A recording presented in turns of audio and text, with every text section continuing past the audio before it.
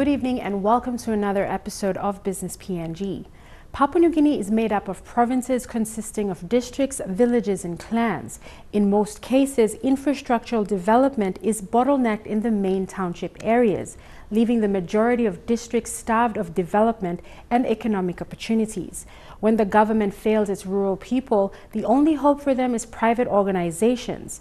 One such business house is Airborne Logistics PNG, an aviation company who helps and supports the rural, inaccessible communities of the Central Province. Airborne Logistics PNG, formerly known as Heli Support PNG, began operations in the country in 2012, starting out with only one helicopter.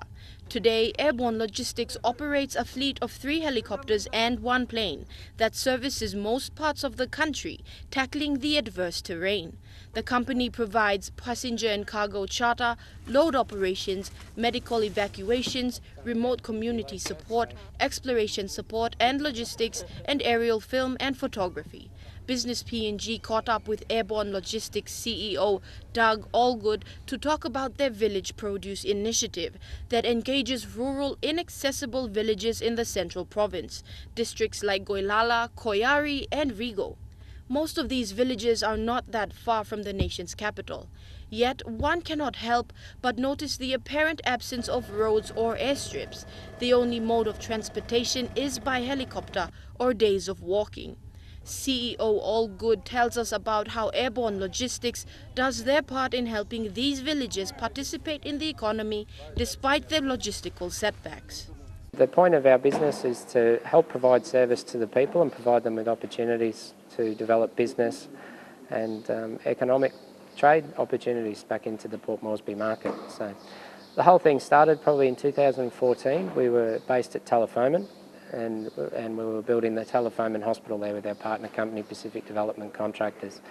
While we were there, we saw there was a big need for service from the locals to fly their produce out for them to go and take to their own markets, but also to supply basic food items and also materials for building houses like water tanks and roofing iron into the communities.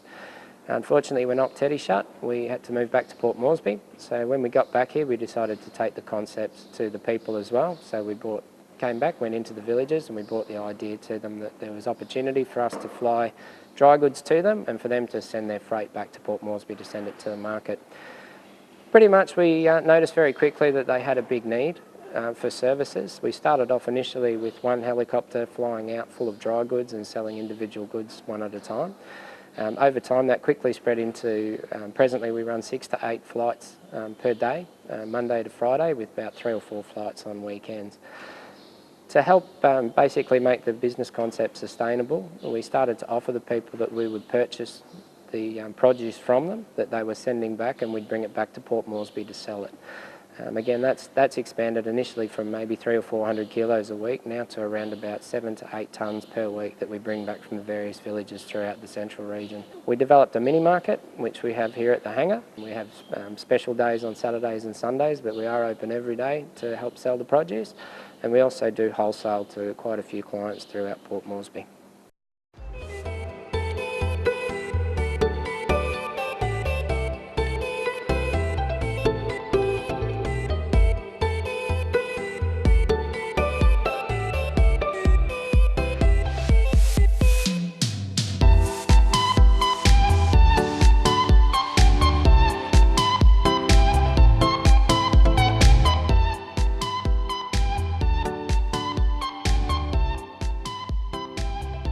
Traveling on a chopper to the villages, one can begin seeing the vast change in scenery minutes into the flight, from the dry and dusty hilltops of Port Moresby to the calming green rainforests and cool temperate air of the rural districts. Airborne Logistics organized for Business PNG to visit one of their partnership villages, Dawi Village in the Kairukuhiri district, only 20 minutes from Jackson's airport, yet the only alternative to reach Dawi Village is a 3-day walk. With us was project manager Holland Mado, who explained further the partnership between the business house, the Kokoda Development Authority and the villages. For so long they have not been directly involved in any small business activities or any livelihoods activities.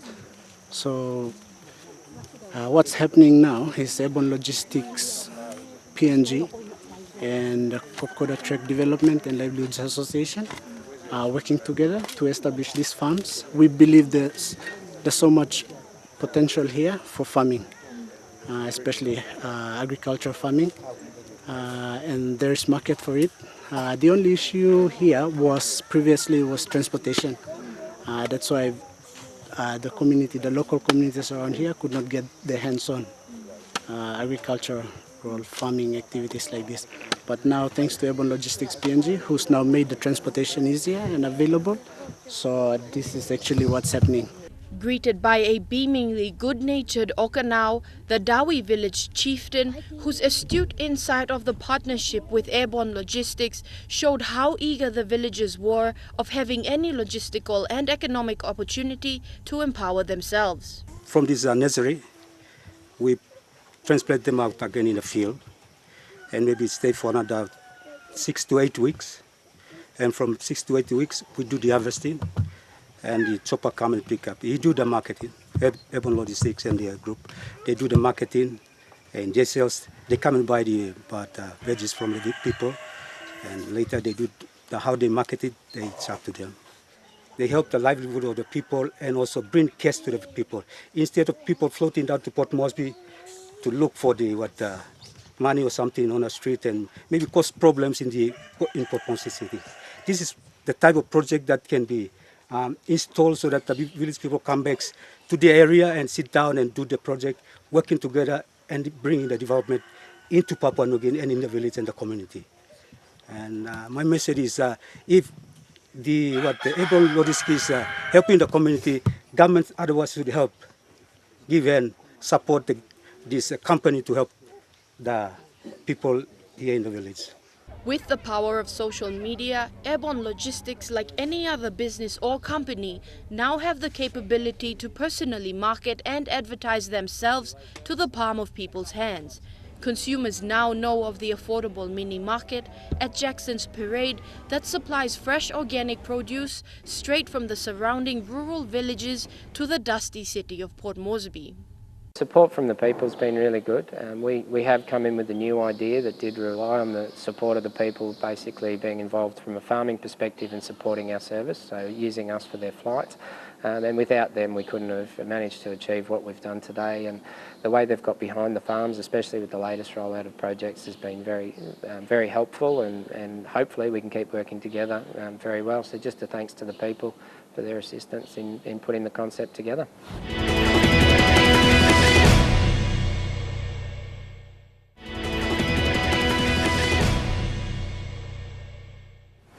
Welcome back to Business PNG. In this segment, we look at the growing tourism industry in East Sepik Province. Now, while this industry has received little support from the government, individuals have been marketing the province at their own cost. Business PNG correspondent Fabian Hakelitz explores some of East Sepik's wonders.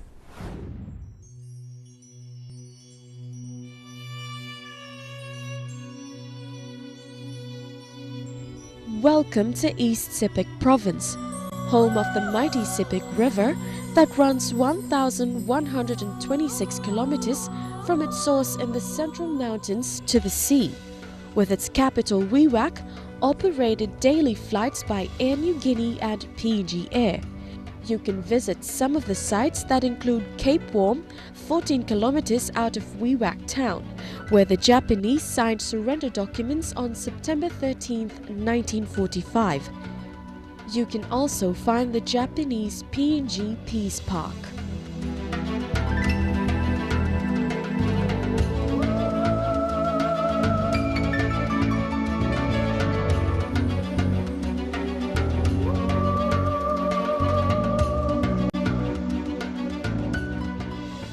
Alois Matthews is one of the few only locals who have sacrificed the time and effort to promote Papua New Guinea on the world map. He owns the Sepik Adventure Tours and also Ambunti Lodge in East Sepik Province. His passion for tourism started way back in the 70s when he worked with the Sepik Cultural Center in East Sepik Province. One day I was sitting along the side of Sepik River, and I saw a motorized canoe full of tourists. It was operated by Trans New Guinea Tours. I saw that and I said, I can do that. So this was about 1989. Then we went into taking over the management of Ambunti Lodge. Then I started advertising in Post Korea. Out of the blue, nobody knew where Ambunti was, where Sepik Adventure was. We just put it up on the Post Korea Sepik River canoe trips because I saw that Trans New Guinea Tours doing canoe tours. And I said, I can do that. I have a motorized canoe. So we started advertising. During the first year, we had no tourists at all, maybe about five tourists. That was about 1990. Through advertising, his business caught the people's attention, especially the Papua New Guinea Tourism Promotion Authority that assisted with the marketing and promotion of the products of East Sepik Province. So TPA called me. One guy, the late Mike Cannon, called me. And I didn't know him. He said, "Who are you? What are you doing there?" He said, and I said, "I'm Alois, and I'm running Ambunti Lodge.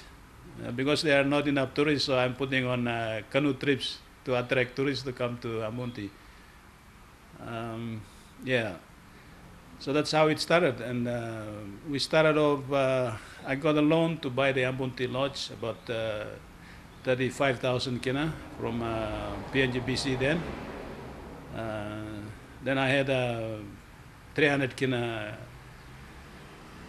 cash capital to start working. His close connection with the Papua New Guinea Tourism Promotion Authority has opened the market and led to some successful outcomes. He aims to make tourism an alternative plan so that people do not spoil the environment like logging and go into wildlife management. And I've been living in Wewak for almost all my life, since 1974, through independence. Yeah, so and I like promoting Sepik because it's my heartland. The Sepik Adventure Tours offers some of the products to local and international tourists, like surfing at Yuo Island and Crocodile Festival. Using my own money, I'm just promoting, trying to help this family who owns a guest house at Yuo Island. Of course, when I have tourists, I take them, and it's a first priority for me because I'm helping promoting. Maur Village is one of those linked with Sepik Adventure Tours. Village Experience Tour is for the cruise ship. I've traveled to promote Papua New Guinea, but through Sepik, Sepik products. So the crocodile is very well placed now in the marketplace. Oh, the crocodile festival.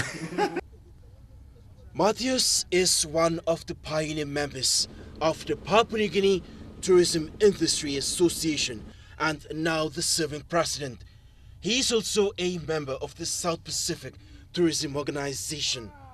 By marketing Papua New Guinea's products, this will attract even more tourists, and the Looking PNG Expo is the way forward. To establish this, to bring wholesalers and travel agents from overseas to Papua New Guinea is a big advantage. They could meet people there. They could also go out throughout the country and visit the different products to confirm that these products are there, and take the information back and try and sell Papua New Guinea. Mr. Matthews says the cost of tourists coming to Papua New Guinea is quite high, like accommodation, and by lowering it, this will bring more revenue.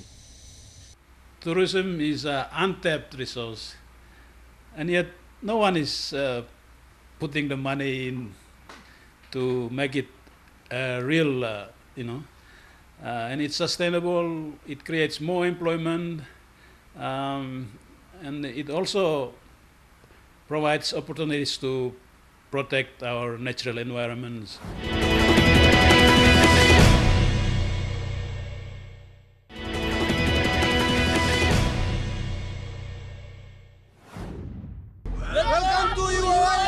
The Sepik Adventure Tours links with small to medium entrepreneurs, and one of them is Nightboy Guest House at Your Island.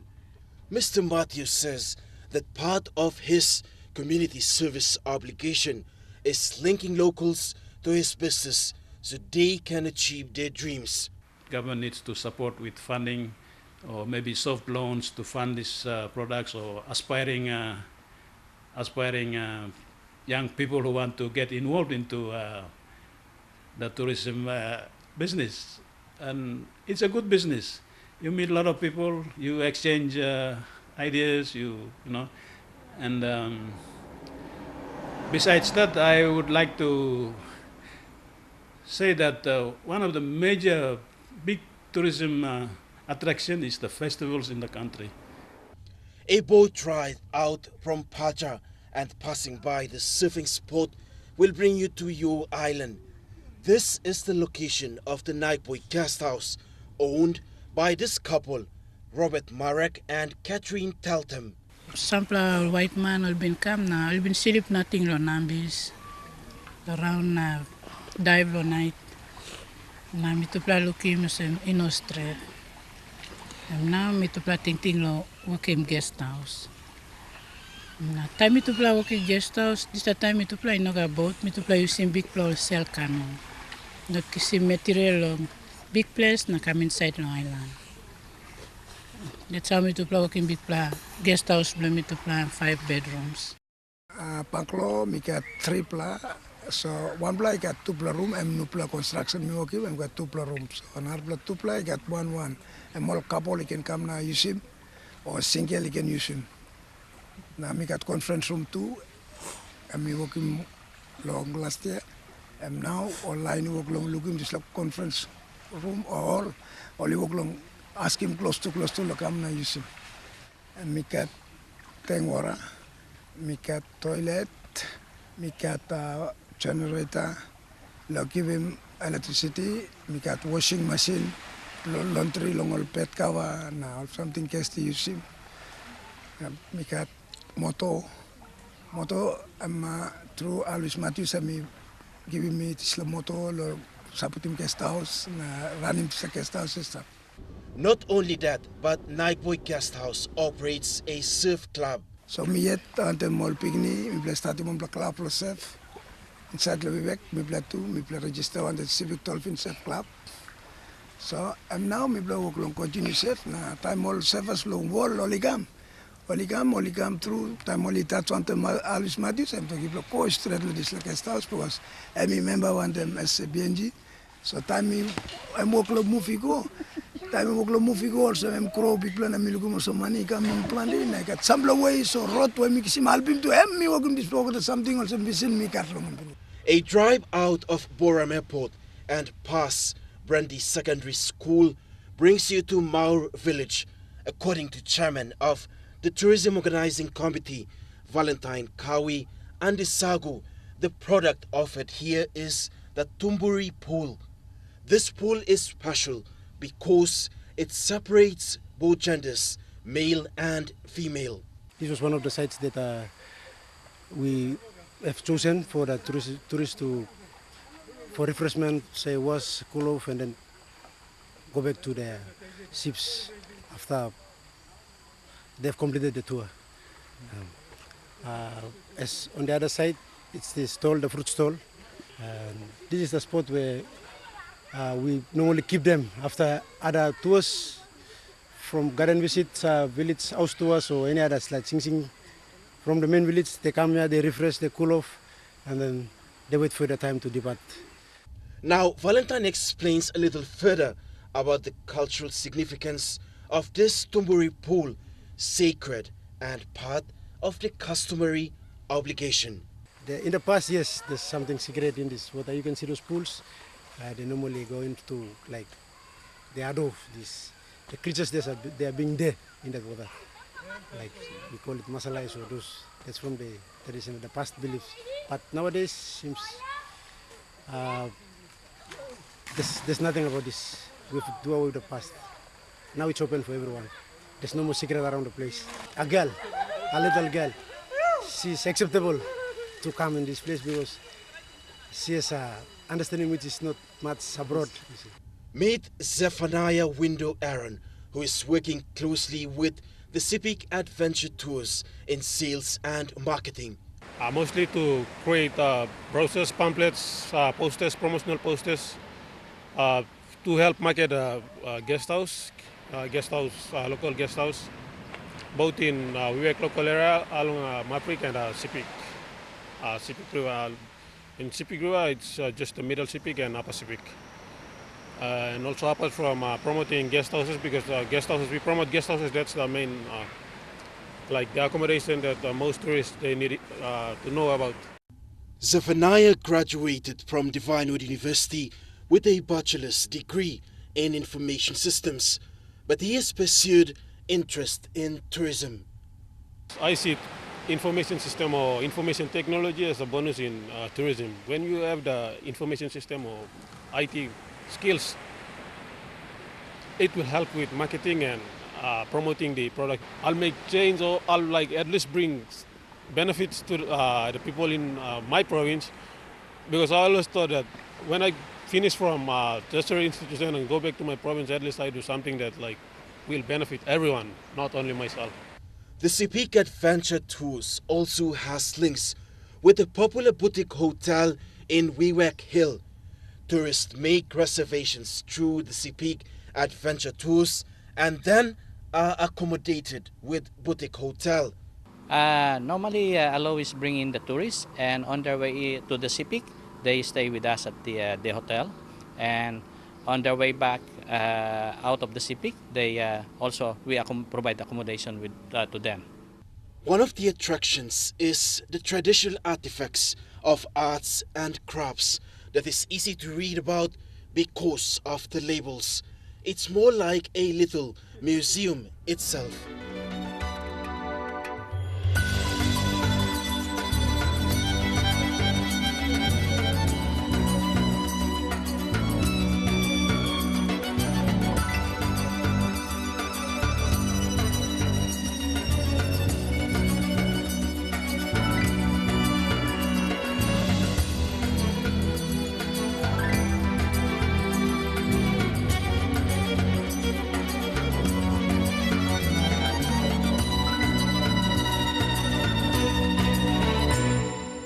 What Mr. Matthews wants to see is for the government to support the tourism industry in Papua New Guinea so it's sustainable.